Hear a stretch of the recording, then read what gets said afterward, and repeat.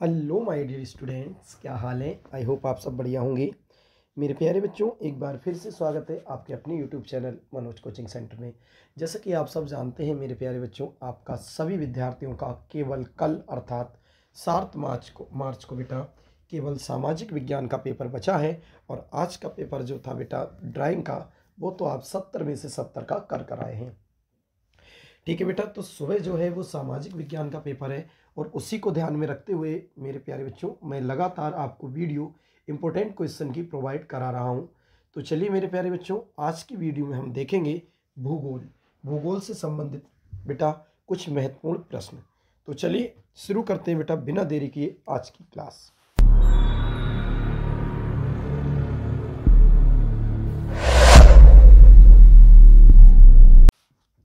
देखिए, पहला प्रश्न है मृदा अपरदन क्या है। मृदा अपरदन, इसके 2 कारण लिखें। बेटा इन सभी प्रश्नों को आपको अच्छे से समझ के तैयार करना है, रटना नहीं है, क्योंकि आप रट नहीं पाएंगे। एक रात का तो टाइम ही मिला है, तो इसे आप समझ लें जिससे आसानी से ये पेपर कर पाएँ। मृदा अपरदन क्या है, इसके 2 कारण लिखें। तो पहले बेटा हेडिंग डालेंगे हम, मृदा अपरदन क्या होता है। देखें, कह रहे मृदा के ऊपरी भाग आवरण या परत को अपने स्थान से दूसरे स्थान को प्राकृतिक साधनों जैसे पवन, जल, हिम या मानव द्वारा विस्थापित करना मृदा अपरदन कहलाता है। बेटा मृदा जो होती है वो ऊपरी सतह जो होती है मृदा की, वो किसी कारणवश हवा के कारण, जल के कारण या किसी के कारण अपनी जगह से हट जाए, क्या होता है बेटा मृदा अपरदन। चलिए अगला हेडिंग देखते हैं बेटा, मृदा अपरदन के कारण, ऐसा होता क्यों है। तो पहला पॉइंट है बेटा, शुष्क और रेतीले क्षेत्रों में पवन मृदा अपरदन का मुख्य कारण होती है। क्या कह रहे हैं बेटा, कह रहे हैं शुष्क और रेतीले क्षेत्रों में पवन जो हवा होती है बेटा रेते को क्या कर देती है, उड़ा के ले जाती है। मुख्य कारण होती है खुली ढीली मिट्टी को पवन आसानी से उड़ा ले जाती है और दूसरे स्थान पर क्या कर देती है, जमा कर देती है। तो बेटा मिट्टी तो, रेता तो एक जगह से दूसरी जगह तो पहुंच ही गया, तो मृदा अपरदन तो हो ही गई। चलिए दूसरा पॉइंट देख लेते हैं बच्चों, छोटे छोटे से आंसर हैं बिल्कुल। कह रहे हैं वृक्षों की अनियमित कटाई और अति चराई से वनस्पति नष्ट हो जाती है, जिससे मृदा की सुरक्षा नहीं हो पाती। बेटा अगर अत्यधिक चराई हो रही है, गाय भैंस सभी घूमते हैं खेत में, तो उनके पैरों से जो होती है मृदा टूट जाती है, जिसके कारण मृदा अपरदन हो जाता है। तीसरा है बेटा, बहता जल मृदा को काटता है और गहरी गहरी नालियाँ बनाता है। अगर कोई जल बहता है बेटा तो मृदा क्या करता चला जाता है, काटता चला जाता है और गहरी नालियाँ बनाता है। यह मृदा कृषि के लिए अनुपयुक्त होती है। ये जो मृदा होती है बेटा ये कृषि के लिए अनुपयुक्त होती है, कृषि की अनुपयुक्त होती है, अनुपयुक्त होती है बेटा। ठीक है, चलिए चौथा देख लेते हैं। कह रहे हैं निर्वनीकरण भी मृदा अपरदन का कारण है। निर्वनीकरण बाढ़ बारंबारता को बढ़ावा देता है, जिससे मृदा अपरदन होता है। निर्वनीकरण क्या होता है बेटा, बाढ़ को क्या कहता है, निमंत्रण देता है, यानी बाढ़ को बढ़ावा देता है। और बाढ़ जब आती है तो एक तरफ से पूरी मिट्टी की मिट्टी कटती चली जाती है। तो बेटा इन चीज़ को आपको समझना है, ना कि रटना है, क्योंकि रट आप पाओगे नहीं। बस वीडियो को 2-3 बार देख लोगे तो आसानी से आप कर सकते हो। चलिए प्रश्न दूसरा देखते हैं, संसाधन संरक्षण से आप क्या समझते हैं। संसाधन संरक्षण से आप क्या समझते हैं, यह क्यों आवश्यक है, 2 कारण बताओ। तो संसाधन संरक्षण क्या होता है, तो इससे क्या समझते हैं, ये क्यों जरूरी है, 2 कारण बताओ। तो हेडिंग डालेंगे बेटा संसाधन संरक्षण। कह रहे हैं पर्यावरण को बिना क्षति पहुंचाए संसाधनों का विवेकपूर्ण उपयोग संसाधन संरक्षण कहलाता है। बेटा पर्यावरण को कोई नुकसान ना हो, इस प्रकार से अगर हम संसाधन का उपयोग कर लेंगे तो संसाधन संरक्षण कहलाता है। संसाधन संरक्षण इसलिए आवश्यक है क्योंकि, क्यों जरूरी है बेटा देख लेते हैं क्यों जरूरी है। तो पहला पॉइंट ये कह रहे हैं कि संसाधनों के विवेकहीन उपयोग और अति उपयोग के कारण कई सामाजिक, आर्थिक और पर्यावरणीय समस्याएं पैदा हो सकती हैं। इन समस्याओं से बचाव के लिए विभिन्न स्तरों पर संसाधन संरक्षण आवश्यक है। कह रहे हैं संसाधन के विवेकहीन उपयोग, यानी अगर आप दिमाग से इसका उपयोग नहीं करेंगे, और कई कारण हैं ऐसे जिससे सामाजिक, आर्थिक, पर्यावरण समस्याएं जो हैं वो पैदा हो सकती हैं। इन कारणों से बचाव के लिए विभिन्न स्तरों पर संसाधन संरक्षण आवश्यक है। अगला है बच्चों, कह रहे हैं पृथ्वी पर संसाधन सीमित है, परंतु तीव्र दर से बढ़ती जनसंख्या, औद्योगिकीकरण एवं तकनीकी विकास के कारण संसाधन की मांग लगातार बढ़ती जा रही है। पृथ्वी पर संसाधन तो सीमित है, परंतु तीव्र दर से जो जनसंख्या बढ़ रही है इसके कारण क्या हो रहा है बेटा, विकास के कारण संसाधन की मांग बढ़ती चली जा रही है। चलिए बेटा अगला प्रश्न देख लेते हैं। देखें, अंतर भी आपको देखने को पेपर में मिल सकते हैं। देखो बेटा अंतर समझ लेते हैं मेरे प्यारे बच्चों। देखें, कह रहे हैं बांगर और खादर में दो अंतर बताइए। तो बांगर और खादर में अंतर, अब अंतर जब भी आएगा तो आप टेबल बना के लिखेंगे। एक तरफ क्या लिखेंगे बांगर, एक तरफ क्या लिखेंगे खादर। चलिए पहला पॉइंट देखते हैं बांगर में। कह रहे हैं अपेक्षाकृत कम उपजाऊ मृदा है। कौन सी बांगर, बांगर जो है अपेक्षाकृत कम उपजाऊ मृदा है। इसमें कहीं कहीं अम्लीयता पाई जाती है जिससे उसमें कृषि नहीं की जाती, इसमें कृषि नहीं की जाती। और खादर में देख लेते हैं। कह रहे तलछट का जवाब सब जगह एक सा नहीं मिलता, अतः इस मैदान में कई भौतिक लक्षण मिलते हैं। तो ये बेटा खादर है। चलिए अगले देख लेते हैं। वैसे तो दो पूछे थे, हम चार देख लेते हैं। कह रहे हैं बृहद मैदान के पुराने जलोढ़ को बांगड़ कहते हैं। बृहद मैदान बहुत बड़ा बेटा मैदान है और पुराने जलोढ़ को बांगड़ कहते हैं। और अगला है नवीन खादर में। देखो बेटा कह रहे हैं नवीन तलछट द्वारा निर्मित भूभाग को खादर कहते हैं। नवीन तलछट द्वारा निर्मित भूभाग को खादर कहते हैं। अगला है मेरे प्यारे बच्चों, कह रहे हैं मैदान का वह ऊंचा भाग है जहाँ नदियों की बाढ़ का जल अब नहीं पहुंचता या नहीं पहुंच पाता। कौन सा बांगर, बांगर का कौन सा भाग होता है बेटा, जहाँ पर नदियाँ आती हैं और जो ऊपर भाग रह जाता है बेटा, जहाँ पर नदियों का पानी नहीं पहुँचता उसे बांगर कहते हैं। ऐसे समझ के याद करना है, ठीक है।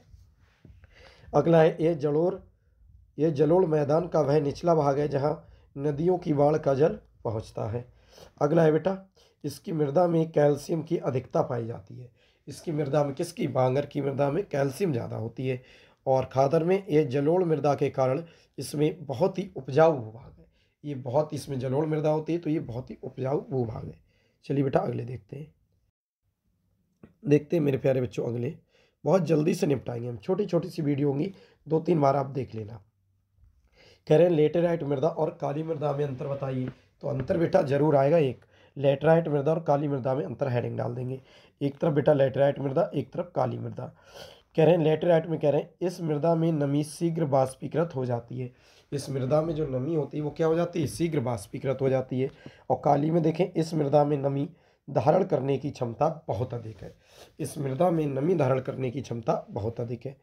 चलिए बेटा दूसरा देख लेते हैं। क्या कह रहे हैं दूसरे में, कह रहे हैं इस मृदा में चूना, फास्फोरस तथा नाइट्रोजन की कमी होती है। सोडा और पोटास का अभाव भी पाया जाता है। कह रहे हैं इस मृदा में चूना, फास्फोरस, नाइट्रोजन की कमी होती है, सोडा और पोटास का भी अभाव होता है। ये चीज़ बस ध्यान रखना है और कुछ नहीं। इधर बेटा इस मृदा में पोषक तत्व पर्याप्त मात्रा में पाए जाते हैं, लोहांश तथा मैग्नीशियम की अधिक मात्रा पाई जाती है। बस हो गया। अगला है बेटा तीसरा, यह मृदा पूर्वी क्षेत्रों में अलग अलग छोटे छोटे टुकड़ों में पाई जाती है। मेघालय में भी लेटराइट मृदा मिलती है। कहाँ मिलती है बेटा, मेघालय में भी मिलती है। और इधर क्या कह रहे हैं दक्कन ट्रेप प्रदेश की यह प्रमुख मृदा है। दक्कन ट्रेप की कौन सी मृदा है बेटा, आप कह देंगे काली मृदा। चलिए अगला हम देख लेते हैं बेटा, ध्यान से देखें, छोटे छोटे सी तो हैं। कह रहे हैं उष्ण कटिबंधी भारी वर्षा वाले क्षेत्रों में निश्चालन प्रक्रिया से बनी मृदा को लेटराइट मृदा कहते हैं। अगर ये आ जाए तो बेटा ये आप परिभाषा लिख सकते हैं। और इधर क्या कह रहे हैं इस मृदा का रंग काला होता है, अतः इसे काली मृदा कहते हैं। इस मृदा का निर्माण लावा के प्रभाव में होता है। आप देखते हैं ज्वालामुखी जब फटता है, दहकता हुआ बिल्कुल लावा निकलता है, तो बाहर आकर क्या हो जाता है बेटा, काला पड़ जाता है, वही काली मृदा है। अगला कह रहे हैं यह मृदा बहुत ही कम उपजाऊ है। और काली में कह रहे हैं यह मृदा अधिक उपजाऊ है और कपास की उपज के लिए अति उत्तम है, अतः इसे कपास वाली मृदा भी कहते हैं। तो अगर पेपर में आ गया बेटा कपास वाली मृदा किसे कहते हैं, और ये तो आपको पता है कपास की खेती किस मृदा में होती है, काली में। अच्छी, लेकिन कपास वाली मृदा आ जाए तब भी आपको काली पर टिक लगाना है। चलिए बच्चों देखते हैं छठा प्रश्न, छठा ऑप्शन, ठीक है। देखो कह रहे हैं यह मृदा मोटे कणों से युक्त होती है। इसके कण बदरपुर के समान, बदरपुर मतलब बजरपुर जो होता है उसकी बात हो रही है, बदरपुर के समान पृथक तथा मोटे मोटे होते हैं। और इधर देखते हैं बेटा यह मृदा नमी में चिपचिपी तथा सूखने पर दरार वाली हो जाती है। चलिए बेटा तो इसमें ये 6 ऑप्शन थे, 6 पॉइंट थे, आप चाहे तो 5 याद कर सकते हैं। देखते हैं बच्चों अगला छठा प्रश्न।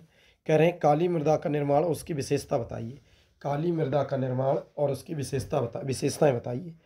तो उत्तर में क्या कह रहे हैं ज्वालामुखी उद्गार के समय धरातल पर फैले लावा के शीतल होने तथा उसके अपक्षय से काली मृदा का निर्माण होता है। यही तो बताया था बेटा, जो जमीन पर बेटा क्या होते हैं, जो ज्वालामुखी होते हैं, जब वो फटते हैं तो उससे जो लावा निकलता है बेटा, जब वो ठंडा होता है तो वही काला बन जाता है, उसी को काली मृदा कहते हैं। देख लेते हैं बच्चों काली मृदा की विशेषताएं, बस ये समझना है, हर वीडियो को 2-3 बार देख लो, खत्म कहानी। क्या कह रहे हैं, देखो पहला कह रहे हैं इसमें नमी काफ़ी समय तक बनाए रखने की क्षमता होने के कारण सिंचाई की कम आवश्यकता होती है। इसमें नमी काफ़ी समय तक बनाए रखने की क्षमता होने के कारण सिंचाई की कम आवश्यकता होती है। दूसरा है बेटा, यह मृदा कपास के लिए उत्तम है, इसे कपास मृदा भी कहते हैं, किसे, काली को।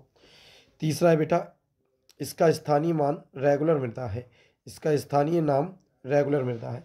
ये भी याद रखें बेटा ध्यान से, अगर स्थानीय नाम पूछा जाए तो रेगुलर मृदा, और सॉरी रेगुलर नहीं, रेगुर रेगुर रेगुर मृदा, तो पेपर में कल आ सकता है। रेगुर मृदा किसे कहते हैं, काली मृदा को। किसे बेटा, काली को। चलिए चौथा देखते हैं मेरे प्यारे बच्चों, अच्छे से पॉइंट है, छोटी सी वीडियो है। काली मृदा बहुत ही महीन कणों वाली चीका मृदा है, काली मृदा बहुत ही महीन कणों वाली चीका मृदा है। और पांचवा है बेटा, इसमें पानी पड़ने पर यह लिबलिबी होती है तथा सूखने पर इसमें दरार पड़ जाती है। इसमें जब पानी पड़ता है तो बेटा ये लिबलिबी हो जाती है, और जब ये सूखती है तो इसमें दरार पड़ जाती है। अगला है बेटा छठा, इसमें लोहांश अधिक होता है, मैग्नीशियम की मात्रा भी खूब पाई जाती है। इसमें लोहांश भी होता है और मैग्नीशियम की मात्रा भी पाई जाती है। चलिए बच्चों देख लेते हैं अगले प्रश्न की तरफ। बेटा देखो बहुत अच्छा सा प्रश्न है बेटा, इसे आप ध्यान देंगे, ठीक है। चलिए देखो बच्चों क्या है प्रश्न, कह रहे हैं जैव और अजैव संसाधन क्या होते हैं, उदाहरण दो। जैव और अजैव क्या होते हैं, ध्यान देना बेटा। उत्तर में कह रहे हैं ऐसे संसाधन जिनकी प्राप्ति जैव मंडल से होती है तथा जिन्हें जीवन व्याप्त होता है, उन्हें जैव संसाधन कहते हैं। कह रहे हैं ऐसे संसाधन जिनकी प्राप्ति कहाँ से हो, पहली बात तो जैव मंडल से हो, और जिसमें जीवन भी हो, तो वो क्या कहलाते हैं, उसे जैव मंडल या जैव मृदा कहते हैं, या जैव संसाधन कहते हैं, ठीक है। तो ऐसे संसाधन जिनकी प्राप्ति जैव मंडल से होती है तथा जिनमें जीवन व्याप्त होता है, यानी जीवन होता है, तो उन्हें जैव संसाधन कहते हैं। जैसे पशुधन, पशु जितने होते हैं उनमें जीवन होता है, मत्स्य जीवन, मछलियों का जीवन, प्राणी जगत, प्राणियों का, वनस्पति जगत, वनस्पतियों का, तथा मनुष्य, तो ये सब क्या है बेटा, ये सब है जैव संसाधन। चलिए अगले देखते हैं, ऐसे समस्त संसाधन जो निर्जीव वस्तुओं से निर्मित होते हैं अजैव संसाधन कहलाते हैं। जैसे धातुओं और चट्टानें, चट्टानें नहीं बोलती, चट्टानें सांस नहीं लेती, ना धातुएं। तो बेटा जो सजीव होते हैं, साफ साफ कहें तो जो सजीव होते हैं वो जैव संसाधन होते हैं, जो निर्जीव होते हैं वो अजैव, यानी जिसमें जीवन होता है वो जैव, जिसमें जीवन नहीं होता है वो अजैव। चलिए बेटा 12वां प्रश्न देख लेते हैं मेरे प्यारे बच्चों। 12वां प्रश्न है अधात्विक खनिज किसे कहते हैं, अधात्विक खनिज किसे कहते हैं, ऐसे दो खनिजों के नाम लिखिए। जो अधात्विक खनिज हो बेटा, ऐसे दो खनिजों के नाम बताओ। तो उत्तर में कह रहे हैं जिन खनिजों से अधातु प्राप्त होते हैं उन्हें अधात्विक खनिज कहते हैं। जिन खनिजों से अधातु मिलते हैं, क्या मिलते हैं बेटा, अधातु मिलते हैं, उन्हें अधात्विक खनिज कहते हैं। जैसे अभ्रक, चूना, पत्थर, लवण, पोटास, सल्फर, ग्रेनाइट, संगमरमर, बलुआ पत्थर आदि, ये जितने भी हैं बेटा इनसे क्या होते हैं, खनिज प्राप्त होते हैं बेटा। क्या होते हैं, खनिज, सॉरी ये खनिज से, ये किससे प्राप्त होते हैं, खनिजों से प्राप्त होते हैं, ये अधातु प्राप्त होते हैं, इसलिए इन्हें अधात्विक खनिज कहते हैं। चलिए इन्हें याद कर लोगे बेटा समझ के तो आसानी से हो जाएगा। चलिए अब देखते हैं कितना अच्छा, और इस वीडियो में बहुत ही छोटे छोटे से प्रश्न है बेटा, इसलिए ज़्यादा से ज़्यादा वीडियो से ही तैयार करें। अगला प्रश्न है भूक्षरण रोकने के 3 उपाय बताओ। भूक्षरण मतलब भूमि का कटना। तो देखो उत्तर में क्या कह रहे हैं, मृदा अपरदन अथवा भूक्षरण को रोकने के लिए निम्न उपाय किए जा सकते हैं। बेटा मृदा अपरदन और भूक्षरण एक ही चीज़ है, इस बात का आप विशेष रूप से ध्यान रखें। पहला क्या कह रहे हैं, वन लगाना, सबसे पहले आप वन लगा सकते हैं। कह रहे हैं वृक्षों की जड़ें मिट्टी के कणों को आपस में जकड़े रहती हैं जिससे मिट्टी का कटाव रुक जाता है। कह रहे हैं वृक्षों की जो जड़ें होती हैं वो मिट्टी के जो कण होते हैं उन्हें आपस में जकड़े रहती हैं, इसीलिए तो बेटा रोड के किनारे पेड़ लगाए जाते हैं।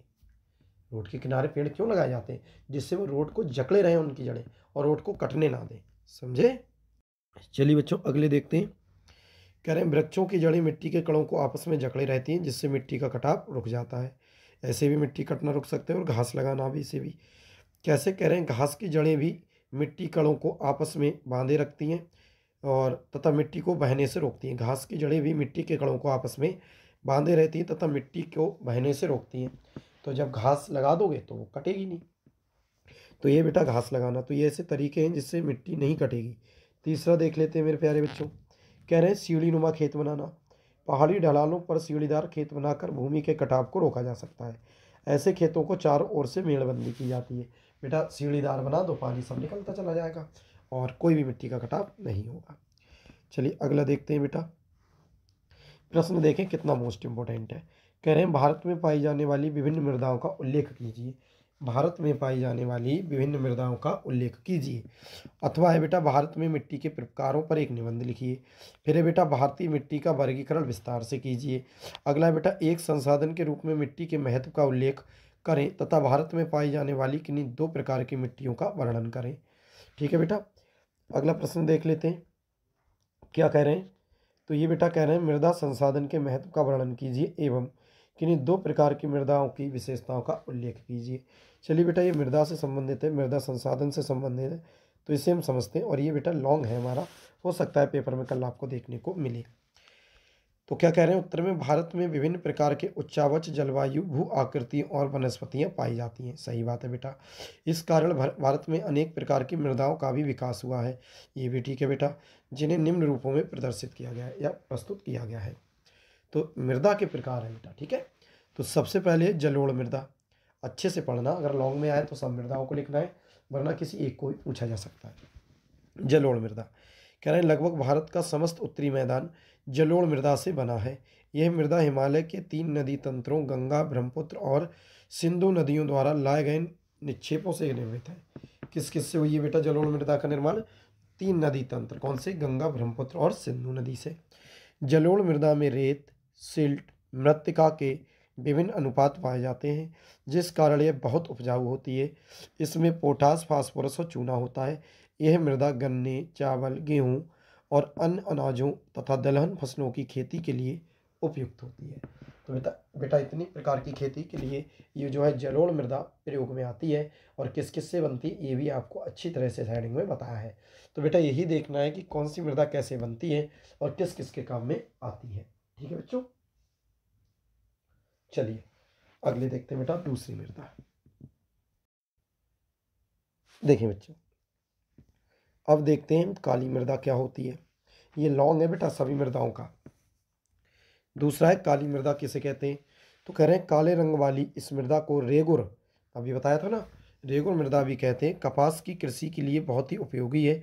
यह मृदा दक्कन के पठार के क्षेत्र में उत्तर पश्चिमी भागों में पाई जाती है।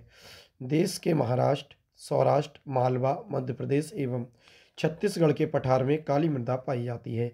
कैल्शियम कार्बोनेट, मैग्नीशियम, पोटास और चूने जैसे पोषक तत्व इस मृदा में पाए जाते हैं। तो बेटा आप समझ गए कि इसमें क्या क्या चीज़ पाई जाती है, उसे आप अच्छी तरह से पढ़ लें कहानी की तरह और याद हो जाएगा।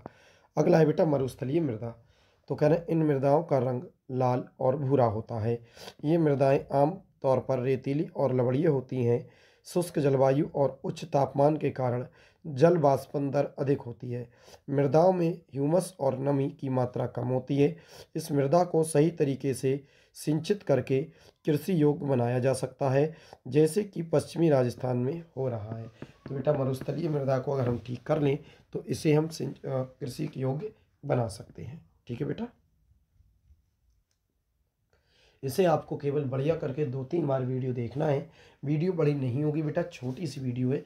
2-3 बार आप देखेंगे कि कैसी मृदा क्या है, बड़ा ध्यान से समझो, नंबर आपके पूरे आने वाले हैं और याद भी हो जाएगा।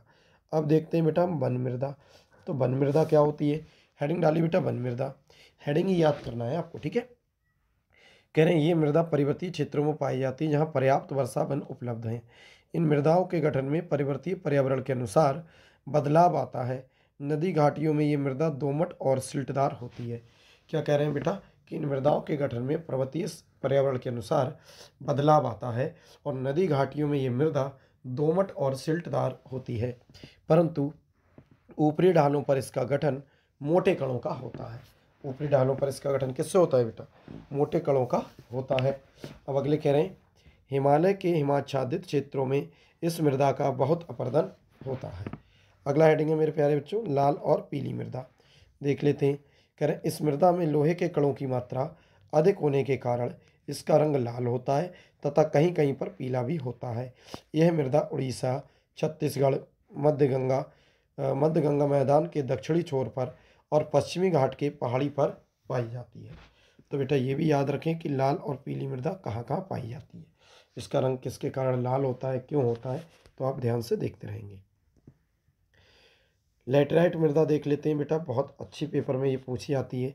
लैटेराइट मृदा क्या है? कह रहे हैं लैटेराइट मृदा उच्च तापमान और अधिक वर्षा वाले क्षेत्रों में विकसित होती है। कहाँ होती है बेटा विकसित? तो उच्च तापमान वाले क्षेत्रों में विकसित होती है। यह भारी वर्षा से अत्यधिक निस्क्षालन का परिणाम है। इस मृदा में ह्यूमस की मात्रा कम पाई जाती है। इस मृदा में जो ह्यूमस की मात्रा होती है वो कम पाई जाती है। ये मृदाएं मुख्य तौर पर कर्नाटक, केरल, तमिलनाडु, मध्य प्रदेश, उड़ीसा तथा असम के पहाड़ियों क्षेत्रों में पाई जाती हैं। ये मृदा काजू की फसल के लिए सबसे अधिक उपयोगी है। तो ध्यान रहे बेटा, कल अगर पेपर में आ गया कि काजू के फसल के लिए कौन सी मृदा है, तो आप लगाएंगे लेटेराइट मृदा। कौन सी लगाएंगे बेटा? लेटेराइट मृदा। तो ये था बेटा हमारा मृदा का लॉन्ग प्रश्न। चलिए बढ़ते हैं बेटा अगले प्रश्न की तरफ, ध्यान से देखते रहेंगे। चलिए बेटा देखते हैं ये प्रश्न जो कि एक लॉन्ग आने वाला है। क्या प्रश्न है बेटा? कह रहे हैं मृदा अपरदन रोकने के उपायों का वर्णन कीजिए। मृदा अपरदन हो रही, मिट्टी का कटाव हो रहा है, तो इसे कैसे रोक सकते हैं? फिर कह रहे हैं बेटा अथवा भूक्षरण से आप क्या समझते हैं, यानी भूमि के कटाव से आप क्या समझते हैं? इसे रोकने के लिए 4 उपाय बताओ। तो बहुत ही सिंपल है बेटा, और 2022 और 23 में भी आए हुए हैं। ठीक है बेटा, तो देखें पहले तो समझते हैं मृदा अपरदन। कह रहे हैं मृदा अपरदन के कारण भूमि की उर्वरा शक्ति जो होती है वो समाप्त हो जाती है और वे कृषि कार्य के हेतु अनुपयुक्त हो जाती है। ठीक है, आप देखते हैं जब मृदा अपरदन हो जाए बेटा, ऊपर मिट्टी, जैसे खेतों की मिट्टी उठवा देते हैं, तो ऊपर की मृदा उठवा देते हैं, उसे मृदा अपरदन भी कह सकते हैं। तो उसमें फिर कितनी मुश्किल से कृषि हो पाती है ना। चलिए, कह रहे हैं अतः मृदा अपरदन को रोकना आवश्यक है, जिससे इसके लिए निम्न उपाय करे जा सकते हैं। तो वो मिट्टी ना कटे, हालांकि जेसीबी से उठवाने एक अलग चीज़ है, खुद से कट के रिल जाए वो अपरदन होता है। तो उसे कैसे रोक सकते हैं जरा देख लेते हैं बेटा एक एक करके ध्यान से। तो पहला हेडिंग क्या है? मेखला बनाकर। कह रहे हैं पेड़ों को कतारों में लगाकर रक्षक मेखला बनाना भी पवनों की गति को कम करता है। इन रक्षक पट्टियों का पश्चिमी भारत में रेत के टीलों के स्थायीकरण के में महत्वपूर्ण योगदान है। आप देखते हैं मेड़ों पर सभी क्या करते हैं, पेड़ वगैरह लगा देते हैं, जिससे उनकी जड़ जो होती हैं वो मृदा को पकड़ी रहती हैं, जिससे वो बाहर मृदा जो है वो कट के नहीं जाती। दूसरा बेटा बांधों का निर्माण करके। कह रहे हैं नदियों पर बांध बनाना या बनाकर जल के वेग को कम करके मृदा अपरदन को रोका जा सकता है। कहते हैं गंगा नदी में बिल्कुल बाढ़ आ गई, तो बेटा जहाँ जहाँ पर डैम बने हुए हैं, डैम बांध बने हुए हैं, तो उससे पानी को कम छोड़ा जाता है, जिससे ये मृदा अपरदन को ज़्यादा ना करे। इस बेटा इतने अच्छे से नोट्स है ना, अगर आप समझ गए तो एक ही बार में सब कर लेंगे, और छोटे छोटे से हेडिंग है। फिर है बेटा पशुचारण पर प्रतिबंध लगाकर। कह रहे हैं पशुचारण पर प्रतिबंध लगाकर तथा कृषि प्रणाली में सुधार करके भी मृदा अपरदन को नियंत्रण किया जा सकता है। पशुचारण कैसे बेटा? 150-150 गाय भैंस खेतों में चरती हैं, तो उनके जो खुर होते हैं बेटा, पैरों से मृदा कटती है, और जो जरा भी बारिश आती है तो वो धुल के चली जाती है। तो यदि ये जानवर भी चरते हैं तो बेटा इससे भी मृदा अपरदन होता है, इन पर भी रोक लगानी चाहिए। अगला हेडिंग है मेरे प्यारे बच्चों वृक्षारोपण के द्वारा। कह रहे हैं वृक्षारोपण से या काफ़ी मात्रा में पेड़ लगाने से मृदा अपरदन की प्रक्रिया को रोका जा सकता है। पेड़ों का बंजर भूमि तथा पहाड़ी ढालों पर लगाना अधिक लाभदायक सिद्ध होता है। इस ढंग से वायु अपरदन को भी रोका जा सकता है। ठीक है बेटा, रोका जा सकता है। तो कह रहे हैं ढलान पर या ऐसी जगह पर पेड़ लगाएं जिससे वायु अपरदन भी ना हो। हवा भी तो कई, जैसे रेत वगैरह होता है जहाँ, तो हवा ही उड़ा ले जाती है, सब भूसा वगैरह देखा है ना, इस प्रकार से सब साफ कर जाती है। तो मिट्टी को उड़ा लेना जाना भी एक अपरदन है। चलिए बेटा पांचवा देख लेते हैं बेटा, 4 ही होते। पांचवा है समोच्च रेखाओं का निर्माण करके। कह रहे हैं ढाल वाली भूमि पर समोच्च रेखाओं के समांतर हल चलाने से ढाल का साथ जल भाप की गति घटती है, इसे समोच्च जुताई कहते हैं। तो समोच्च जुताई किसे कहते हैं बेटा? देख लो, कह रहे हैं ढाल वाली जो भूमि होती है उस पर समोच्च रेखाओं के समांतर, जैसी समोच्च रेखाएं होती हैं वैसे ही हल चलाने से क्या होता है, ढाल के साथ जल भाप की गति घट जाती है। अगला देखते हैं बेटा भूमि पर सोपान बनाकर। कह रहे हैं ढाल वाली भूमि पर सोपान बनाए जा सकते हैं। सोपान कृषि मृदा अपरदन को नियंत्रित करती है। सोपान जो होती है वो कृषि मृदा अपरदन को नियंत्रित करती है। पश्चिमी और मध्य हिमालय में सोपान अथवा सीढ़ीदार खेत काफ़ी विकसित हैं। सोपान मतलब सीढ़ीदार खेत, तो आपने देखे पहाड़ों पर सीढ़ीदार खेत बना लो, और बिल्कुल जो क्यारी सी बनती चले आती हैं, नाली सी, उनमें से पानी निकलता चला जाएगा आसानी से, यानी सब सब जो मृदा है वो नहीं कटेगी। अगला हेडिंग है बेटा खेतों को पट्टियों में बांधकर। अब पट्टियों में कैसे बांधेंगे, कह रहे हैं बड़े खेतों को पट्टियों में बांधकर फसलों के बीच में घास की पट्टियाँ उगाई जाती हैं। बड़े खेतों को पट्टियों में बांधकर फसलों के बीच में घास की पट्टियाँ, जो मेड़ वगैरह देखते हो आप घास की, ये उगा लेते हैं। आपने देखा होगा कि खेतों में जो बाजू डालते हैं वो कट जाती हैं, पर मेड़ नहीं कटती क्योंकि उस पर घास होती है। ये पवनों द्वारा जनित बलों को कम करती है। इस तरीके से कृषि को पट्टी कृषि कहते हैं। इस प्रकार की कृषि को क्या कहते हैं बेटा, पट्टी कृषि कहते हैं। चलिए मेरे प्यारे बच्चों अगले देख लेते हैं। अगला एक बहुत ही अच्छा सा प्रश्न है बेटा, ये भी अनेक वर्ष आया हुआ प्रश्न है। कह रहे हैं संकटग्रस्त जातियों तथा लुप्त जातियों में कोई 3 अंतर बताओ। संकटग्रस्त जातियाँ और लुप्त जो गायब होने वाली हैं, लुप्त के कगार पर है, लुप्त जातियों में कोई 3 अंतर बताओ। तो जब भी आप अंतर लिखेंगे, मैंने बार बार कहा बेटा आप टेबल बना के लिखेंगे। एक तरफ हेडिंग डालेंगे बेटा संकटग्रस्त, एक तरफ डालेंगे लुप्त। ठीक है, संकटग्रस्त जातियों लुप्त जातियों में निम्नलिखित अंतर है, ये लाइन भी आप लिखेंगे, फिर टेबल बनाएंगे, एक तरफ संकटग्रस्त तो एक तरफ लुप्त। चलिए देखते हैं। संकटग्रस्त में पहला काला हिरण, मगरमच्छ, भारतीय, जंगली गधा, गेंडा, शेर पूंछ वाला, बंदर आदि इस प्रकार की जातियों के उदाहरण हैं। किसके संकटग्रस्त, ये संकटग्रस्त क्या है बेटा, तो जो इस पृथ्वी से समाप्ति की ओर हैं वो है संकटग्रस्त। जैसे खत्म होने वाली, जैसे आपने डायनासोर देखे होंगे, वो तो पूरी तरह से खत्म ही हो गए हैं। ठीक है, डायनासोर तो हाँ आपने देखा है, नहीं देखे होंगे, तो वे हैं लुप्त जातियाँ या विलुप्त जातियाँ। ठीक है, लेकिन जो खत्म होने के कगार पर हैं, 1-2 रह गए, तो वो होती है बेटा संकटग्रस्त। ठीक है, अब लुप्त होने वाले में देखें, ऐसी उपजातियों में एशियाई चीता, गुलाबी सिर वाली बत्तख शामिल है। ये लुप्त होने वाली हैं, जो लुप्त हो सकती हैं जल्द ही अगर इनकी देखभाल ना की गई। दूसरा बेटा ये वे जातियाँ हैं जिनके लुप्त होने का खतरा है। ये लुप्त होने का खतरा है क्योंकि संकट वाली है ना, और ये वे जातियाँ हैं जो इनके रहने के आवासों में खोज करने पर अनुपस्थित पाई गई। अब लुप्त कैसे मानते हैं, तो आपको लगता होगा कि लुप्त कैसे हो गई, क्या पता यहाँ नहीं और कहीं निकल जाए, तो बात सही है आपकी। तो बेटा पहले जहाँ ये रहते हैं वहाँ पर देखा जाता है, अगर वहाँ ये चीज़ नहीं मिलती तो इन्हें लुप्त मान लिया जाता है।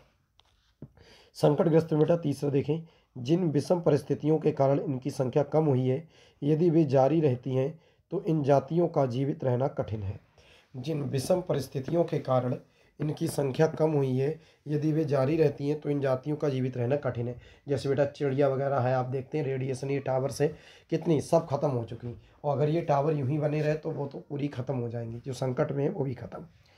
तीसरा बेटा ये उपजातियाँ स्थानीय क्षेत्र, देश प्रदेश, देश, महाद्वीप या पूरी पृथ्वी से ही लुप्त हो गई हैं। और लुप्त प्रजातियाँ क्या है कि वो देश, महादेश, महाद्वीप सबसे लुप्त हो गई हैं। चलिए बेटा अगले देखते हैं। अगला प्रश्न में कह रहे हैं आरक्षित और संरक्षित वनों में अंतर क्या है। तो कह रहे हैं आरक्षित और संरक्षित वनों में निम्नलिखित अंतर है। तो पहला बेटा हेडिंग डालेंगे संरक्षित और दूसरे डालेंगे आरक्षित। तो चलिए देखते हैं। संरक्षित में देखें, ये वन अधिकतर बिहार, पंजाब, हरियाणा, हिमाचल प्रदेश, राजस्थान और उड़ीसा में पाए जाते हैं। कौन से बेटा, संरक्षित वन। और आरक्षित क्या होते हैं, कह रहे हैं ये जम्मू कश्मीर, आंध्र प्रदेश, उत्तराखंड, केरल, तमिलनाडु, पश्चिम बंगाल और महाराष्ट्र में पाए जाते हैं। ठीक है बेटा, चलिए दूसरा पॉइंट भी देख लेते हैं। अभी दूसरा पॉइंट में क्या कह रहे हैं, इन वनों की भूमि को और निम्नीकरण होने से रोका गया है और अधिक नष्ट होने से बचाने के लिए इनकी सुरक्षा की जाती है। इन वनों की भूमि को और निम्नीकरण होने से रोका गया है और अधिक नष्ट होने से बचाने के लिए इनकी सुरक्षा की जाती है संरक्षित में। ठीक है, आरक्षित में देखें, आरक्षित वन अधिक मूल्यवान समझे जाते हैं क्योंकि अधिकतर वनों और वन्य प्राणियों का संरक्षण इनसे संबंधित होता है। वन और वन्य प्राणियों का संरक्षण इनसे संबंधित होता है, इसलिए ज़्यादा ये कॉस्टली यानी मूल्यवान समझे जाते हैं। ठीक है बेटा, अगला पॉइंट कह रहे हैं कुल वन क्षेत्र का 1/3 भाग संरक्षित वन घोषित कर दिया है। कह रहे हैं कुल वन क्षेत्र का 1/3 भाग संरक्षित वन घोषित कर दिया है। इधर देखते हैं बेटा, कह रहे हैं कुल वन क्षेत्र का आधा भाग आरक्षित वनों के लिए क्या कर दिया है बेटा, निर्धारित कर दिया गया है। तो आरक्षित के लिए बेटा आधा भाग और इसके लिए संरक्षित के लिए 1/3 भाग निर्धारित किए गए हैं। तो ये है बेसिक से अंतर, जिसे आप पढ़कर भी आसानी से याद कर सकते हैं। चलिए बेटा अगले देखते हैं। देखिए बच्चों, अगला प्रश्न है 7वां, कह रहे हैं निम्नलिखित प्रश्नों के लगभग 30 शब्दों में उत्तर दीजिए। पहला है जैव विविधता क्या है, ये मानव के जीवन के लिए क्यों महत्वपूर्ण है, या अथवा करके जैव विविधता क्या है, मानव जीवन में इसकी महत्ता का वर्णन कीजिए। ठीक है बेटा, तो चलिए अच्छे से समझने की कोशिश करते हैं इसे। ठीक है बच्चों, चलिए देखें। उत्तर में कह रहे हैं जैव विविधता में वनस्पति तथा वन्य जीवन एवं मनुष्यों में अनेक प्रकार के पेड़ पौधे। किसमें? जैव विविधता की बात कर रहे हैं बेटा। कह रहे हैं जैव विविधता में वनस्पति तथा वन्य जीवन एवं मनुष्य के अनेक प्रकार के पेड़ पौधे, जीव जंतु तथा मानव की अनेक जातियाँ उपजातियाँ पाई जाती हैं, इसी को जैव विविधता कहते हैं।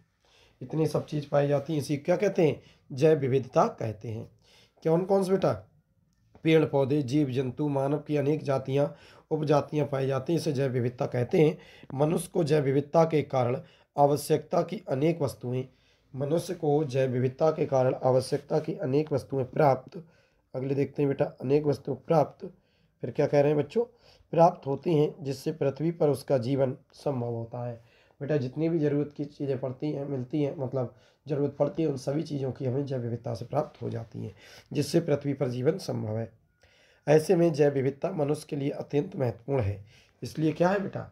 मनुष्य के लिए जैव विविधता बहुत महत्वपूर्ण है। चलिए अगला प्रश्न देखते हैं मेरे प्यारे बच्चों। एक बहुत ही सुंदर सा प्रश्न जो अनेक वर्ष पेपरों में देखने को मिला है मेरे प्यारे बच्चों। क्या मिला है? कह रहे हैं 11वां प्रश्न है, चिपको आंदोलन क्या है? कौन सा आंदोलन बेटा? चिपको आंदोलन। तो उत्तर देखें बेटा।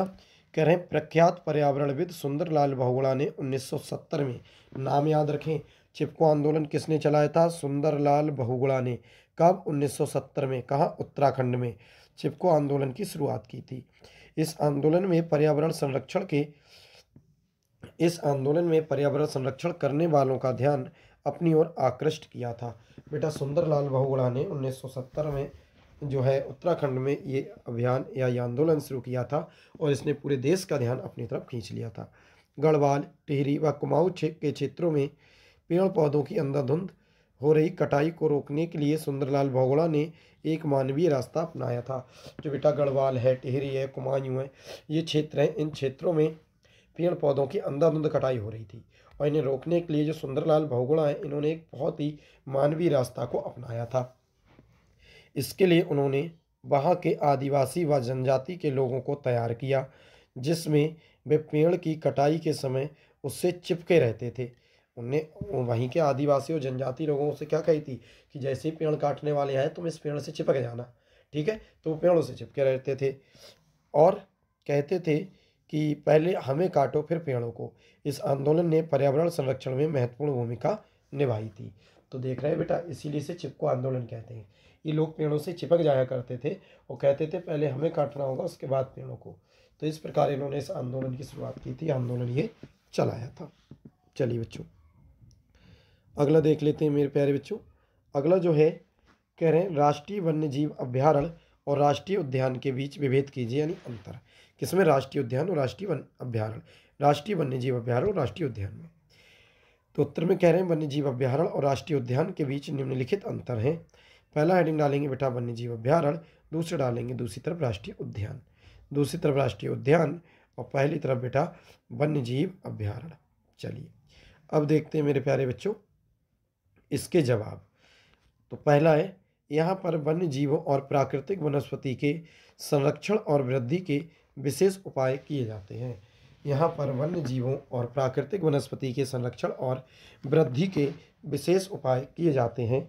और राष्ट्रीय में क्या होता है बेटा? कह रहे हैं यहाँ पर वन्य प्राणी और वनस्पतियों को प्रकृति के सहारे पनपने के लिए छोड़ दिया जाता है। क्या कह रहे हैं बेटा? यहाँ पर वन्य प्राणियों और वनस्पति को प्रकृति के सहारे पनपने के लिए छोड़ दिया जाता है। चलिए वन्य जीव अभ्यारण्य में दूसरा देखते हैं, इनको कम महत्व दिया जाता है, और इधर देखेंगे बेटा इनको अधिक महत्व दिया जाता है। अगला देखते हैं बेटा इनका क्षेत्रफल अधिक होता है, और इधर देखेंगे इनका क्षेत्रफल कम होता है। तो बेटा आप आसानी से इन दोनों में अंतर देख सकते हैं, बहुत ही सिंपल है और आसानी से याद हो जाएंगे। चलिए बेटा चौथा देखते हैं, क्या है चौथा? कह रहे हैं यह वह स्थान है जहाँ पर वन्य जीवों के संरक्षण के साथ साथ उनकी संख्या बढ़ाने के उपायों पर भी जोर दिया जाता है। वन्य जीव अभ्यारण्य में क्या होता है बेटा? उनकी रक्षा भी की जाती है और उनकी संख्या भी बढ़ाने को जोर दिया जाता है। और जबकि इसमें क्या होता है बेटा राष्ट्रीय उद्यान में? तो कह रहे हैं यह वह स्थान है जहाँ पर वन्य जीवों के साथ साथ प्राकृतिक वनस्पति, प्राकृतिक सुंदरता की भी संरक्षण किया जाता है। जैसे कोई भी चीज़ नष्ट ना हो, प्राकृतिक सुंदरता, संरक्षण सब कुछ देखा जाता है। अगला है बेटा 5वां, कह रहे यहाँ पर वन अधिकारियों की निगरानी में आम जनता और पर्यटक आदि घूम फिर सकते हैं। वन्य जीव अभ्यारण्य में बेटा यहाँ पर अधिकारी होते हैं और जितने भी लोग होते हैं, तो इसमें पर्यटक वगैरह है या जो टूरिस्ट जाते हैं, ये लोग सब घूम सकते हैं, आप भी जा सकते हो। और इधर क्या है बेटा 5वां, यहाँ लोगों के प्रवेश पर पूर्णतः रोक रहती है, तो राष्ट्रीय उद्यान में आप लोग नहीं जा सकते। समझे? तो ये थे मेरे प्यारे बच्चों 5 इसके अंतर, तो ये आप अच्छे से पढ़ लेना। बढ़ते हैं बेटा अगले प्रश्न की तरफ, ध्यान से देखेंगे। अगला प्रश्न है मेरे प्यारे बच्चों प्रश्न संख्या 10। कौन सा है बच्चों? प्रश्न संख्या 10 कह रहे हैं भारतीय कृषि की 3 विशेषताएं लिखिए। जो भारत की कृषि होती है बेटा, उसकी कोई 3 खासियत, 3 विशेषताएं लिखो। और देखो कितने वर्षीय प्रश्न आया है। तो देखते हैं बेटा, उत्तर में लिखेंगे भारतीय कृषि की 3 विशेषताएं इस प्रकार हैं। पहला देखो, कह रहे हैं उर्वरकों और रासायनिक खाद का प्रयोग न करने के कारण भूमि की उत्पादकता कम तथा फसल उत्पादन भी कम होता है। कह रहे हैं उर्वरक और रासायनिक जो खाद होती है, इनका प्रयोग तो करते नहीं है ज़्यादा, तो भूमि जो होती है उसकी उत्पादन क्षमता यानी फसल और उसका उत्पादन भी क्या होता है, कम होता है। तो बेटा ये विशेषताएं हैं, कम करते हैं ना अपने खाद वगैरह का यूज। दूसरा है भारतीय कृषि प्रायः मानसूनी वर्षा, मृदा की प्राकृतिक उर्वरता तथा अन्य पदार्थ पर्यावरणीय तत्वों पर निर्भर करती है। बिल्कुल सही बात है बेटा, भारत की जो कृषि होती है, भारतीय कृषि, वो सबसे ज़्यादा मानसूनी जो वर्षा होती है, वर्षा पे बहुत डिपेंड होती है। वर्षा ना हो तो कितने क्षेत्रों में तो बेटा भारत में फसल हो ही नहीं पाएगी। चलिए तीसरा देख लेते हैं बेटा, 3 पूछे थे। तो तीसरा है मेरे प्यारे बच्चों, भारत के लोगों का जीवन स्तर निम्न होने के कारण ये लोग आधुनिक कृषि नहीं कर सकते। इनका जीवन स्तर क्या है बेटा, निम्न है, तो ये आधुनिक कृषि तो कर नहीं सकते। अभी आधुनिक कृषि क्या होती है, जैसे बेटा आपने देखा होगा तरह तरह की मशीनों से, तरह तरह की उर्वरक खाद, तो इन चीज़ों की तो कर नहीं सकते, क्योंकि अपने क्या होती है, लोगों का जीवन स्तर होता है निम्न बेटा, ज़्यादा पैसा होता नहीं है। इनके कृषि उपकरण भी पुरानी प्रकृति के हैं। देखो है कहीं जैसे बैलों से जोत रहे हैं, अब बैल एक दिन में जितना जोड़ता है उतना तो आधा घंटा में ट्रैक्टर निपटा देता है, तो फिर देर लगेगी नहीं लगेगी। कह रहे हैं इनके कृषि उपकरण भी पुरानी प्रकृति के हैं। ये लोग धन कमाने के लिए कृषि नहीं करते, बल्कि अपने और अपने परिवार की उदर पूर्ति के लिए कृषि करते हैं। जैसे विदेशों में तो बेटा धन कमाने के लिए होता है, अनाज या कुछ भी उपजाया और बस बेच दिया, पर अपने यहाँ पैसा कमाने के लिए नहीं, अपने परिवार को पालने के लिए कृषि की जाती है। चलिए बच्चों अगले देखते हैं। अगला है मेरे प्यारे बच्चों झूम कृषि। This is most important question बेटा। अगला प्रश्न क्या कह रहे हैं, कह रहे हैं झूम कृषि की विशेषताओं की विवेचना कीजिए। बहुत मोस्ट इंपॉर्टेंट है बेटा, बहुत ज़्यादा। झूम कृषि की विशेषताओं की विवेचना कीजिए। झूम कृषि की आया हुआ अब ये तो क्या है जरा देखें। कह रहे हैं जीविका निर्वाह के लिए कृषि भारत के कुछ भागों में अभी भी की जाती है। प्रारंभिक जीवन निर्वाह कृषि भूमि के छोटे टुकड़ों पर आदिम कृषि औजारों जैसे लकड़ी के हल, डाव और खुदाई करने वाली छड़ी तथा परिवार अथवा समुदाय श्रम की मदद की जाती है। इस प्रकार की कृषि प्रायः मानसून, मृदा की उर्वरता और फसल उगाने के लिए अन्य पर्यावरणीय परिस्थितियों की उपयुक्तता पर निर्भर करती है। ठीक है बेटा, विशेष प्रकार के हल, खुदाई वाले, ये सभी किस पर होते हैं बेटा, मृदा उर्वरता और फसल उगाने के लिए पर्यावरण परिस्थिति जरूर होना चाहिए। पता चले बारिश ही होती रही, कुछ हुआ ही नहीं फसल में। अगले देखते हैं बेटा, इसे समझना है बस। करें कर्तन दहन प्रणाली कृषि है। कर्तन दहन प्रणाली कृषि है। अब क्या करें, किसान भूमि के टुकड़े साफ करके उन पर, ध्यान से देखें, कह रहे हैं बेटा जो किसान होते हैं वो भूमि के टुकड़ों को क्या करते हैं, साफ करके उन पर परिवार के भरण पोषण के लिए अनाज व अन्य खाद्य फसलें उगाते हैं। जब मिट्टी की उर्वरता कम हो जाती है तो किसान उस भूमि के टुकड़ों से स्थानांतरित हो जाते हैं, यानी वहाँ से चले जाते हैं। एक किसी खेत पर उन्होंने अपनी फसल उगाते रहे, जब उसकी उर्वरता कम हो गई तो उसे छोड़कर चले जाते हैं और कृषि के लिए भूमि का दूसरा टुकड़ा साफ करते हैं। ऐसे जंगलों में जाके बेटा दूसरा टुकड़ा साफ कर लेते हैं कृषि के लिए। कृषि के इस तरह के स्थानांतरण से प्राकृतिक प्रक्रियाओं द्वारा मिट्टी की उर्वरा शक्ति बढ़ जाती है, और जो पहले खेत छोड़ के आए थे उसमें ऐसी प्राकृतिक घटनाएं होती रहती हैं और फिर से उसकी उर्वरा शक्ति यानी फसल उगाने की शक्ति क्या हो जाती है, बढ़ जाती है। चूँकि किसान उर्वरक और अन्य आधुनिक तकनीकों का प्रयोग नहीं करते, इसलिए इस प्रकार की कृषि में उत्पादकता कम होती है। देश के विभिन्न भागों में इस प्रकार की कृषि को विभिन्न नामों से जाना जाता है। जैसे जाना जाता है, देखते हैं बेटा क्या क्या नाम से जानते हैं, तो जरा ध्यान से देखेंगे। कह रहे हैं देश के पूर्वी उत्तर पूर्वी असम, मेघालय, मिजोरम और नागालैंड में इसे झूम कहा जाता है। क्या कहा जाता है बेटा? झूम कहा जाता है। और कह रहे हैं मणिपुर में पालमू, मणिपुर में क्या कहते हैं इसे? पालमू कहते हैं। और छत्तीसगढ़ के बस्तर जिले तथा अंडमान निकोबार द्वीप समूह में इसे दीपा कहा जाता है। तो ये सभी नाम है किसके बेटा? तो ये सभी नाम है झूम खेती के। हो सकता है कल के पेपर में आपसे पूछ लें दीपा किसे कहते हैं, तो आपको टिक लगाना होगा झूम खेती। या ये बेटा झूम किसे कहते हैं, पालमू किसे कहते हैं, तो आप सभी का टिक लगाओगे किस पर? झूम खेती पर। ठीक है बेटा, चलिए अगले देखते हैं क्या कह रहे हैं, ये ध्यान से देखेंगे। अब हेडिंग है बेटा झूम खेती। कह रहे हैं कर्तन दहन प्रणाली कृषि को मैक्सिको और मध्य अमेरिका में मिल्पा, वेनेजुएला में कोनको, ब्राज़ील में रोका, मध्य अफ्रीका में मसोले, इंडोनेशिया में लद्दांग और वियतनाम में रे नाम से जाना जाता है। तो आप देख रहे हैं कोई सी भी फसल आ जाए, अगर उसमें कृषि ऑप्शन है झूम कृषि, तो झूम कृषि पर ही लगाना, क्योंकि झूम कृषि को बेटा हर जगह अलग अलग कहते हैं। तो अगर वो नाम पूछेगा तो वो जाहिर सी बात है वो झूम कृषि का ही होने वाला है। अब क्या कह रहे हैं, भारत में यह कृषि प्रचलित है। मध्य प्रदेश में इसे बेवर और दहिया, आंध्र प्रदेश में पेड़ू और पेंडा, उड़ीसा में पामाडावी या कोमान या बरिंगा, पश्चिम घाट में कुमारी, दक्षिण पूर्वी राजस्थान में बालरे या बाल्टरे, हिमालयन क्षेत्रों में खिल, झारखंड में कुरुबा और उत्तर पूर्वी प्रदेश में झूम नामी से पुकारा जाता है। तो अगर बेटा झूम आदि नामों से पुकारा जाता है। अगर पेपर में कल कोई सी भी कृषि आ गई और कहा बताओ ये किसका नाम है या किस कृषि को कहते हैं, और उसमें अगर झूम ऑप्शन में, तो आप झूम ही लगाएं, क्योंकि झूमी कृषि एक ऐसी है जिसके अनेक नाम हैं बेटा। ठीक है, चलिए बेटा अगले देखते हैं, ध्यान से समझेंगे। अगला जो प्रश्न है बेटा वो है, कह रहे हैं धात्विक खनिज किसे कहते हैं? ऐसे दो खनिजों के नाम लिखिए। ऐसे दो खनिजों के नाम लिखिए। तो उत्तर देखें बेटा, कह रहे हैं धात्विक खनिज के अंतर्गत आने वाले खनिजों को खादानों से निकालकर साफ करते हैं, जिससे उनमें विशेष प्रकार की चमक आती है। बेटा जो धात्विक खनिज होते हैं उन्हें खदानों से क्या करते हैं? खोद कर निकाल कर सफा करते हैं, और उनमें क्या आ जाती है? एक चमक आ जाती है। इसमें सोना भी हो सकता है, चांदी भी, तांबा भी, जस्ता भी, लोहा भी और सीसा जैसे खनिज शामिल होते हैं।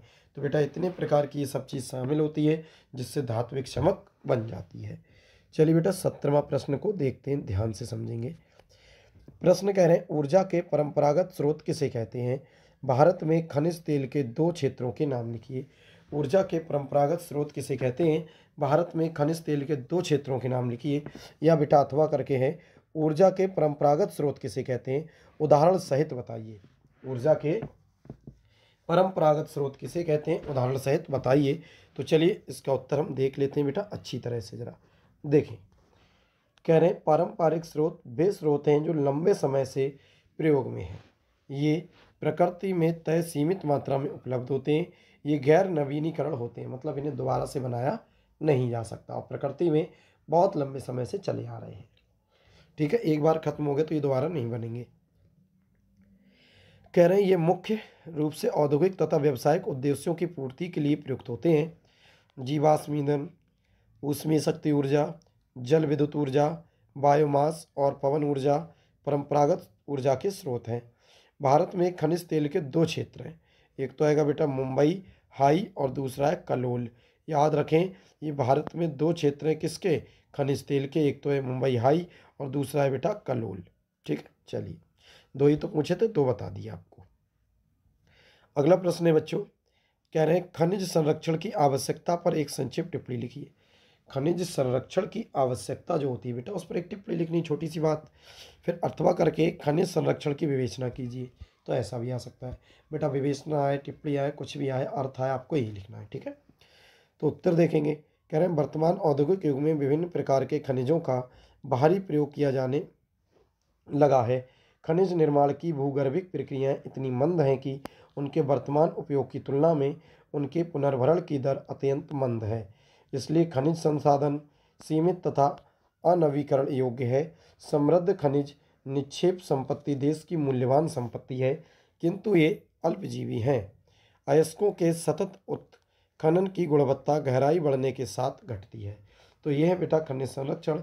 इसे आप बहुत अच्छे तरह से अगर पढ़ लेंगे और इसे समझ लेंगे तो बेटा आसानी से तैयार हो जाएगा। चलिए बेटा बढ़ते हैं अगले। देखें, बहुत अच्छा सा बेटा प्रश्न है। कह रहे हैं राष्ट्रीय व्यापार और राष्ट्रीय अंतर्राष्ट्रीय व्यापार में अंतर बताओ। राष्ट्रीय और अंतर्राष्ट्रीय में तो बेटा क्या लिखेंगे, राष्ट्रीय व्यापार अंतर्राष्ट्रीय व्यापार में निम्नलिखित अंतर है। एक तरफ हेडिंग डालेंगे राष्ट्रीय व्यापार, दूसरी तरफ डालेंगे अंतर्राष्ट्रीय व्यापार। देखते हैं बेटा राष्ट्रीय में पहला पॉइंट कह रहे हैं इस प्रकार का व्यापार देश के अंदर ही होता है, जैसे राज्यों के बीच व्यापार। तो बेटा एक देश के अंदर जो होता है ना वो कहलाता है राष्ट्रीय व्यापार, और एक देश से दूसरे देश के तक होता है तो वो होता है अंतर्राष्ट्रीय। तो कह रहे हैं इस प्रकार का व्यापार दो देशों के बीच होता है, जैसे भारत तथा ब्रिटेन के बीच व्यापार। समझ में आ गई? तो दो देशों के बीच में होगा तो अंतर्राष्ट्रीय, और एक ही देश में होगा, जैसे एक देश में कई राज्य होते हैं तो राज्यों के बीच में होगा तो वो राष्ट्रीय है। ठीक है। दूसरा देखते हैं, इसके अंतर्गत अतिरिक्त उत्पाद एक प्रदेश से दूसरे प्रदेश को भेजा जाता है। इसके अंतर्गत अतिरिक्त जो उत्पाद होते हैं वो एक प्रदेश से दूसरे प्रदेश को भेजा जाता है। और अंतर्राष्ट्रीय में क्या होता है बेटा, कह रहे हैं इसके अंतर्गत अतिरिक्त उत्पाद एक देश से दूसरे देश को भेजा जाता है। बेटा एक राज्य से दूसरे राज्य में, एक प्रदेश से दूसरे प्रदेश में तो वो होगा राष्ट्रीय, और एक देश से दूसरे देश में भेजेंगे तो क्या होगा, अंतर्राष्ट्रीय। चलिए तीसरा देखते हैं मेरे प्यारे बच्चों, ध्यान से समझेंगे क्या कह रहे हैं। कह रहे हैं यह प्रादेशिक असंतुलन मिटाता है। यह प्रादेशिक असंतुलन को मिटाता है। तो चलिए इधर क्या कहेंगे, प्रदेश के असंतुलन। जब बेटा प्रदेश के बीच में कोई भी चीज़ बेटा दी जाएगी एक दूसरे को तो असंतुलन तो मिटेगा ही। और ये क्या, ये देशों के मध्य असंतुलन को मिटाता है। क्यों? क्योंकि बेटा ये है अंतर्राष्ट्रीय में देश एक दूसरे को सौदा देते हैं, ठीक है, सामान देते हैं। चौथा देखते हैं, पंजाब और हरियाणा अपने अतिरिक्त गेहूं को अन्य राज्यों में भेजते हैं। यह राष्ट्रीय व्यापार का उदाहरण है। पंजाब और हरियाणा जो होते हैं वो अपने अतिरिक्त यानी अपने अलावा गेहूं को दूसरे राज्यों में भेजते हैं। यह अंतर्राष्ट्रीय व्यापार का क्या है बेटा, उदाहरण है। सॉरी, राष्ट्रीय व्यापार का है बेटा, राष्ट्रीय का। ठीक है, एक राज्य दूसरे राज्य को भेजते हैं। इधर देखें, भारत अपना अतिरिक्त लौह अयस्क जापान को भेजता है। यह अंतर्राष्ट्रीय व्यापार का उदाहरण है। तो बेटा जब भारत दूसरे देश को भेजेगा तो वो अंतर्राष्ट्रीय है, और प्रदेश एक दूसरे को भेजेंगे तो वो राष्ट्रीय है। चलिए आई होप आपको ये समझ में आया होगा। तो बेटा हम देखते हैं अपनी वीडियो का अंतिम प्रश्न, और जो कि काफ़ी अच्छा प्रश्न है बेटा, ध्यान से समझेंगे तो ये भी आसानी से हो जाएगा। क्या है बेटा, समझो। कह रहे हैं निम्नलिखित प्रश्नों के उत्तर लगभग 30 शब्दों में दीजिए। निम्नलिखित प्रश्नों के उत्तर लगभग 30 शब्दों में दीजिए। तो किसके, कह रहे हैं सड़क परिवहन के 3 गुण लिखिए। सड़क परिवहन के 3 गुण लिखना है मेरे प्यारे बच्चों। तो चलिए लिखते हैं। उत्तर में कह रहे हैं भारत विश्व के सर्वाधिक सड़क जाल वाले देशों में से एक है। आपने देखा होगा भारत पूरे विश्व में इतनी सड़कें हैं इसमें, और सब सड़क एक दूसरे से जुड़ी हैं, यानी पूरा जाल है बना हुआ, एक है। फिर कह रहे हैं सड़क परिवहन के 3 प्रमुख गुण इस प्रकार हैं। सड़क परिवहन के 3 प्रमुख गुण इस प्रकार हैं। किसके बेटा, सड़क परिवहन के 3 गुण हैं, और किस प्रकार हैं जरा देखते हैं बेटा। पहला पॉइंट कह रहे हैं सड़कों की निर्माण लागत बहुत कम है। क्यों है, क्योंकि सड़कों की जो निर्माण है, सड़क बन जाती है सस्ते में, तो निर्माण की लागत जो है बहुत कम है। दूसरा है बेटा ऊबड़ खाबड़ तथा विभिन्न क्षेत्रों में सड़कें बनाई जा सकती हैं। आपने देखा होगा जैसे पहाड़ है तो पहाड़ को काट काट कर सड़कें तो बनाई जा सकती हैं, क्या ट्रेन की पटरी तो नहीं बिछाएगी। तो यही कह रहे हैं कि ऊबड़ खाबड़ कैसा भी हो, कैसा भी क्षेत्र हो, सभी में सड़कें बनाई जा सकती हैं। अगला है बेटा अधिक ढलान प्रवसाता और पहाड़ी क्षेत्रों में भी सड़कें बनाई जा सकती हैं। कितना भी ढलान हो, कैसा भी हो, नैनीताल वगैरह गए होगे तो देखा होगा, कितना भी ढलान हो बेटा, कैसा भी हो, आप उसमें पहाड़ी क्षेत्रों में भी क्या कर सकते हैं, सड़कें बना सकते हैं। अगला है बेटा कम यात्री कम माल कम दूरी के लिए उत्तम है। कम यात्री हो, कम माल हो, कोई भी चीज़ हो बेटा, तो उसके लिए सड़क आसानी से काम में आ जाती है। आप नरियावल या कहीं पर भी जाते हो फिर भी आसानी सड़क के द्वारा ही तो जाते हो, तो ये बेटा आसानी से उपयुक्त हो जाती है। अगला है बेटा अन्य परिवहन साधनों के मध्य कड़ी का काम करता है। और अन्य साधनों के मध्य में ये कड़ी का मतलब एक जोड़ने का काम करता है। सड़क से आप एयरपोर्ट पहुंच जाओगे, सड़क से रेलवे स्टेशन पहुंच जाओगे, तो ये अन्य परिवहन से जोड़ने का काम भी ये करती है। तो बताओ मेरे प्यारे बच्चों, इस वीडियो के जो सबसे मोस्ट इंपॉर्टेंट प्रश्न थे वो मैंने आपको करा दिए। क्या आपको वीडियो पसंद आई बेटा? अगर ये वीडियो आपको पसंद आई तो मेरे प्यारे बच्चों वीडियो को लाइक करें, चैनल को सब्सक्राइब करें, अपने दोस्तों को शेयर करें।